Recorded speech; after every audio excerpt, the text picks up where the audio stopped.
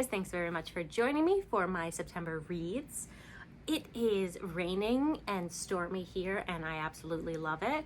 I've decided to fully embrace the kind of cozy season and I've got my pumpkin tea. It is basic, yes, I do not care. It's still delicious. I've got my fairy lights up, nice and cozy, ready to talk about some books. If you didn't see the video I posted earlier this month, it kind of detailed how in the month of September my plan was, let's go ahead and pick a lot of the lower rated books on my TBR from Goodreads and we're going to work through some of those. I did do that. I read I think 11 books total, so 10 low rated books, and then I did have my one mystery book pick. We're going to go ahead and talk about them. Instead of going least favorite to favorite, I'm going to work from 0 stars to 5 stars and just put them kind of in groups. I did have one DNF this month, unfortunately, and that is A Dark Matter by Peter Straub. I think that's how you say his name. I mistakenly bought this book. I thought it was Dark Matter by Blake Crouch, I think. But that's okay because I did still read, even after I realized I made that mistake. I read the synopsis. I was still interested in reading the book. From what I understood, it was going to be about a group of friends. I'm not sure if they knew each other from childhood or if they met in college, but I think the primary conflict happens when they're in college. They become friends with one man who is very charming and has this kind of powerful persona, and it kind of leans towards him almost acting like a cult leader. Something really bad happens one night and it affects the survivors for the rest of their lives, and you kind of go back in time and you find out what actually happened that night. My primary issue with this book was I was not very fond of the narrator's voice. I was really struggling with it. I made it about 15 or 20% of the way through. At that point, I went ahead and jumped on Goodreads to check out some specific reviews. Typically, I try not to do that. I try to go into a book not knowing too much about it. But in this case, I was kind of ready to put it down. So I was specifically looking for if this was one of those books where it's like the beginning is tough, but if you stick with it, it gets better. I didn't find many of those comments. Instead, it was a lot of people being like, I wish I'd stopped this earlier. So that's where I am with this one. I've got like 1,000 books on my TBR. I used to really feel bad when I would DNF a book, and even if I wasn't enjoying it, I would try to push through it. I'm not really like that anymore. I'm just like, I'm not gonna force it. If I don't like it, that's okay. I didn't give any books 1-star reviews this month. I did give 4 books 2 stars. These are those books. Let's discuss them in no particular order. We'll start with the state we're in. This is a recent purchase. I just bought this a month or 2 ago. Maine Stories, which kind of baffles me because this has almost nothing to do with the state of Maine or geography or anything like that. It's a collection of short stories I struggled with the same reason I've been struggling recently with other collections of short stories, and that nothing really grabs my attention. You've got this short period of time in order to do so. None of the voices are particularly interesting. A lot of the characters are like, I think the first story is these teenage girls that are teenage girls to the extreme, which I don't want to read about. I think my favorite story in this collection was one about an old woman who an IRS agent had to come to visit her to do some sort of inspection, and they have a really frank conversation because there's that sort of vulnerability and truthfulness you allow yourself to feel with another person when you know you're never going to see them again. So they just have really interesting, deep conversations, and I was really touching. But the other stories I could have left. So this one, just not for me. Next book that I also gave 2 stars, and that is Exciting Times. I wish this book had been more exciting. I had hopes for this one. It focuses on the main character of Ava. She's originally from Ireland. We get the impression that she is just not happy in her life. In this final bid for happiness, she moves randomly to Hong Kong for a year to teach English. While she's there, she meets a man named Julian. They begin this sort of friends with benefits relationship. They're very opposite. She's down to earth while he is a bit more reserved. He's very successful, upper middle class. You probably already know how this is going to go. She develops deeper feelings. He doesn't want it to go anywhere. Neither one of them can communicate to save their lives. While he is gone on this extended business trip, Ava becomes involved with another woman. Some drama happens, not that much drama. It's just this love triangle. None of the characters are particularly interesting. I didn't really care where the relationship went. I wanted so much more about Hong Kong, about randomly moving to another country and experiencing all the new things that that brings. This book could have been set anywhere. This is the same issue with the state we're in. It's supposed to be all about Maine. Like, there was almost nothing to do with Hong Kong in this book. I will say the beginning, I really liked the humor. The main character, we kind of get a direct line to her brain, and it takes her in like some really bizarre tangents. But the humor got really self-deprecating, got really old real fast. A few chapters in, and I was just kind of like, okay, what else do you have other than her being quippy? Not much for me personally. So 2 stars. This book, Snapper. What a beautiful cover. Look at all those birds. This is about Nathan. He is a professional bird watcher / scientist. So what he does is pretty much go out into the woods and take notes on birds and stuff. This is about his kind of love-hate relationship with the state of Indiana. It's more snippets of his life than anything else. So we go from him growing up to him getting married. There's an obsession he has with a girl named Lola, who's like a manic pixie dream girl. Isn't that what they call them? I think so. These 2-star books, I mean, I just don't have a lot to say about them. Like, the writing wasn't bad. I did enjoy some portions of the book, but this one felt very scattered. It was more vignettes of someone's life than any sort of cohesive book. You guys know I struggle with books that don't have any plot in it. That's pretty much what this was. It could have been a collection of short stories. It felt more like a memoir almost. Very disjointed, kind of dreary. Again, the writing wasn't bad. I just nothing drew me to any of the characters. So, last 2-star book. Also a beautiful cover. And that's Lucky Us. So this one, was this a 2 or a 3-star? I felt like maybe this is a 3-star. I'll have to check Goodreads. I'm also supposed to be telling you guys what the books were. Hold on, let's go back.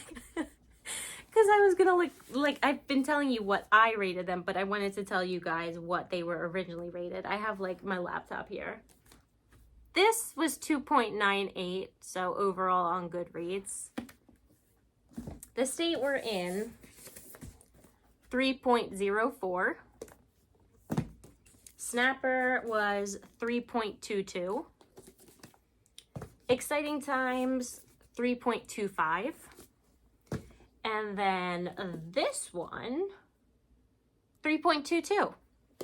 I think all my books are 3.3 or below, I want to say. Anyway, back to the book. Lucky Us. So this primarily focuses on a family. The first chapter starts with a young girl and her mother. Mother drives her to her father's house. There's an implication that they're kind of the other family. So they're meeting kind of her half-sister for the first time. The father's wife, I think, just passed away. Her mother brings her to this house, dumps her off, doesn't say goodbye, just leaves without a word. The 2 sisters do eventually bond. The older sister is very beautiful, very talented. She wants to become a star. This is set in 1940s USA, so she goes through kind of all the glitz and glamour of trying to become an actress. She is somewhat successful. She's on this road to stardom. She's going to get there eventually before she becomes involved in a scandal. Her name is ruined.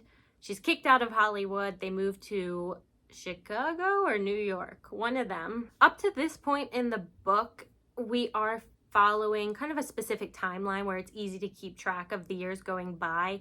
At this point in time, we kind of skip around a lot. People get separated, war breaks out, we get kind of snippets of this person, this person, this person, all in different places. I have pretty much the same thing, the same complaint with this one as with the others, in that it's not bad. I did enjoy some portions of the writing, but there's nothing great, there's nothing terrible. It was just kind of fine. It was fine. Which is, I think, why I rated this one a 3, because 3 means it was okay, and it was okay. 3-star books. Other than that one, I've got 3 more. These 3. Let's talk about them. First of all, the one that I was probably most excited for, and that is Leave the World Behind. I heard about this so long ago. This has been on my TBR for so long. I finally got to it. This is about a family who goes on vacation. They rent a house out in the country, out in the woods, kind of far away from people, so they can just relax as a family, kind of decompress from typical busy work life. It's a mother, father, and daughter. A few days in from the vacation, there's a knock on the door. A couple shows up. They claim they're the owners of the house. They claim that something is going on outside in the world that is bad. There's power going out. They can't contact people. Some people are starting to panic, and they felt safer coming back to their own home. So initially there's this mystery of, okay, are these really the homeowners? Are these people with like insidious intent? And the second mystery, is there actually anything going on in the world outside? And if so, how bad is it? From everything I had heard about this book, I really thought the first mystery was going to last way longer. It actually becomes pretty obvious fairly quickly if that's true or not. I don't want to spoil it for anyone. The author has a curious way of describing certain things, and he seems to like fixate on random things. A lot of it does seem to be kind of an attempt to make the subject matter deeper than what it is. None of the characters are perfect in the book. None of them are evil. The author does linger on some of the kind of awkward, frustrating traits that people share. I did really enjoy the last like 25% of the book, where the tension really rackets up and we're trying to figure out, okay, I know this book is ending soon, so what is actually the truth of the matter? What's going to happen to everyone? If you want a book that delves into every person's thoughts, where they overthink the smallest thing by like 1,000%, then this is the book for you. Did I tell you what the rating was? If not, 3.18 was the rating Goodreads gave this book. The next book I also gave 3 stars, and that is Damsel. I believe on Goodreads this is rated 3.33, which makes it the highest rated book currently on the list. This book had so much potential. I just wish it had done things a little bit differently. It focuses on a young woman named Amma. In the beginning of the book, we jump right into the action. We follow this prince named Emery, I think. Emery, right? Emery. It is the condition of his kingdom that once the old king dies, his son must travel to this kind of barren land, fight a dragon, and rescue a damsel, who then becomes his wife, and only then can he become king. So in the first chapter, Prince Emery comes in, fights this dragon, rescues Amma, who has no memory from her previous life. She doesn't know if she has any family. She doesn't know where she came from. Prince Emery brings her back to his kingdom. Pretty much, I'm gonna marry you. You don't really have much choice in the matter. That's how it's gonna be. As time goes by, Amma realizes that things in this kingdom may not be quite as nice as she originally thought, and she might have been better off with the dragon. This book does some things really well. It's a very suffocating book, which reflects how the main character is treated. She's forced into this little box and she can't do anything outside of it, and you do feel that she is very trapped. I would have personally liked it so much better if we got more of the world and its people.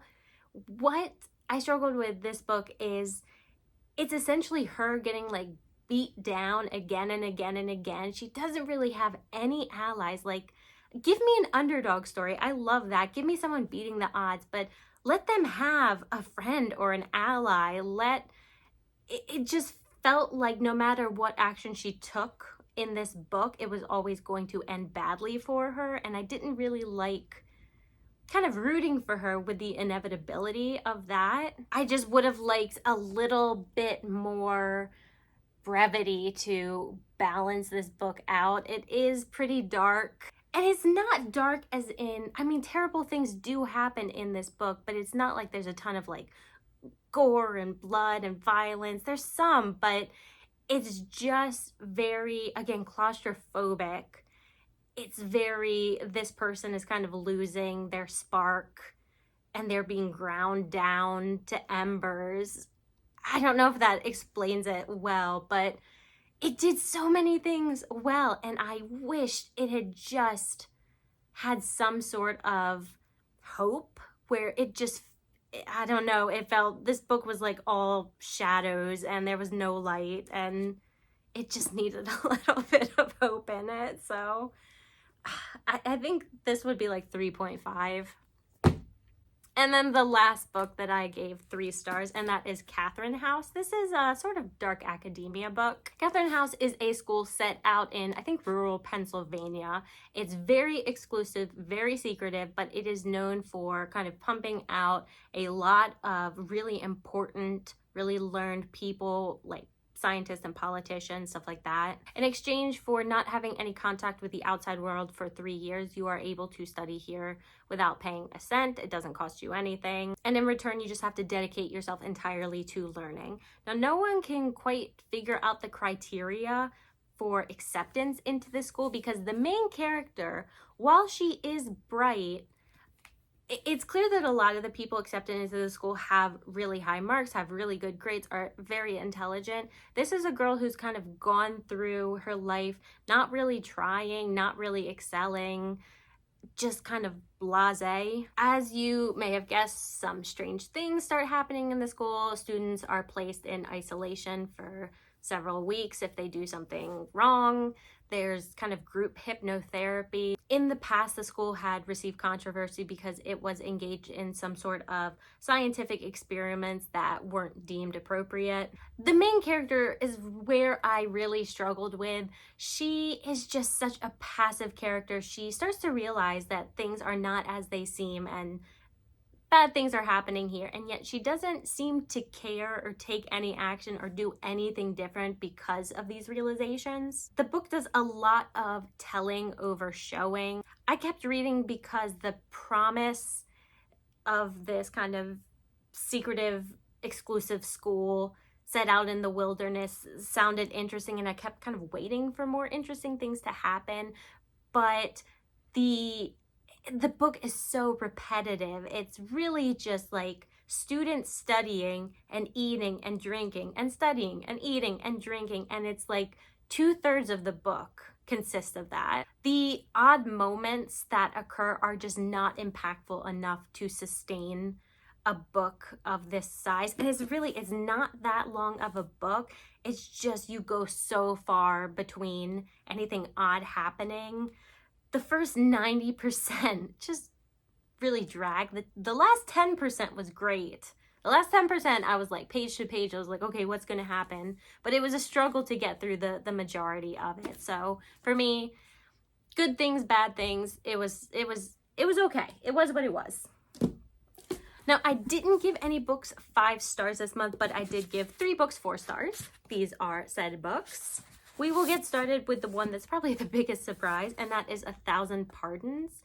If you watched the video where I selected these books, this is the one where I was flipping through it and I'm like, why in the world is this on my TBR? Because the subject matter in this, 99% of the time, I do not enjoy. This is about a family. It's a mother, father, a husband and wife, and then a daughter who's, I think, a teenager. They're a very successful family, kind of upper middle class. The husband is a lawyer. The mother, I think, is a stay-at-home wife. And then there's this teenage daughter who's just all kinds of obnoxious. A lot of the book is about the emptiness that kind of accompanies success when you spend your whole life striving for something in business or something in money or accolades, and then you get it and then you realize you're still miserable. The husband comes to this realization.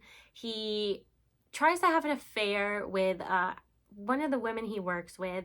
He gets drunk, gets beat up by her boyfriend, and then gets in a car accident. So he's got to go to jail. Pretty much the family loses everything. His career is gone. Everyone's talking about them. While the dad's in jail, the mom kind of has to step up, has to get a job. She ends up becoming part of this like PR firm where her main job is when companies do bad things, they turn to this firm and they say, help us clean up our image. And she has a real talent for getting these kind of executive men to admit that they made these mistakes. I read the book really quickly. It was so smooth. The writing was really clean. I can't even specifically articulate what I liked about this book so much, but I really liked it. So that's 1,000 Pardons. I forgot. 3.23. I keep forgetting to tell you the Goodreads rating. On Goodreads, 3.23. Next book I gave 4 stars, and this is actually the lowest rated book on the list with 2.86, I think it was, and that is The Smaller Evil. Beautiful cover. I gave this 4 stars. This centers on the main character of Armin. He is a teenage boy who's got a very unhappy home life. He's got severe depression, self-harm, very low self-worth. He goes on a retreat with this friend to an isolated camp out in the wilderness, and it's supposed to kind of renew your way of thinking, help you reconnect to the world. Armin has a lot of father issues, so he does become immediately connected and kind of obsessed with the camp leader, whose name is Bo. He very much wants to please him, make him happy. The camp isn't quite what Armin expected it to be, so the following day he decides he's going to leave. He starts walking down this road, gets to this gas station, and Bo is there. I don't want to give anything up because this happens, like, it's before halfway through, but the rest of the book kind of hangs on this single incident. Something at the gas station happens. Armin isn't quite sure if it's real or not, if he was hallucinating. He ended up hitting his head, so he's not quite sure if he had a concussion. This is an unreliable narrator that, in my opinion, was done really well. So the rest of the book is Armin trying to find out. I can't tell you. But the rest of the book hangs on this, and he's trying to find out if someone's trying to keep it from him, use it against him, if he's going crazy. I really enjoyed this one. I know I can't tell you that much about it, but it was really enjoyable for me. I was surprised that this was rated so low. And then that leads us to our last book, which is Gilded Cage. This was my mystery book pick, so I'm not going to go ahead and discuss. I don't know what this was on Goodreads. I gave it 4 stars. This is the first book in a series I definitely would like to continue. This is a futuristic book set in the UK, and we focus on 2 different families. The Jardines are a member of the elite class called Equals. They are by far in the minority, but they have the most control because they have these sort of supernatural abilities. The other family that we focus on are the Hadleys. They are just normal, regular people. In this world, the reality is typical humans are forced to endure 10 years of hard labor. It's said that if you go into this agreement too late, you won't survive. If you go into it too young, you'll never recover. The lucky few are able to go directly to the estates and serve in the households of these equal families. In some instances, this is better, in some it's worse, because some of these families can be quite sadistic with their power. One of the sons, Luke, is separated from the rest of the family who go to the estate. He is forced into one of the labor camps where we get a different point of view from kind of the humans that are being worked to death. They're fed up with it, and a lot of them want to revolt. Mostly we focus on the children in the 2 families. So in the Hadleys, there are 2 sisters and the brother Luke. In the Jardines, the equal family, there are 3 sons. Some of the sons are better than others. Some are crueler than others. The 2 families collide in a lot of different ways and have different impacts on each other. I quite enjoyed it. It was a really good dystopian book. Again, this is just the first book in the series, so this one did just lay a lot of the groundwork for the world and the people in it. I thought it did it in a really interesting way, still kept you on your toes. still lots of action. So I definitely want to continue that series. And that's it, guys. Those are all the books that I read in September. For a month where I chose the lowest rated books on my TBR, it wasn't that bad. I mean, there were a few that I was kind of but none that I outright hated. So that's always a good thing.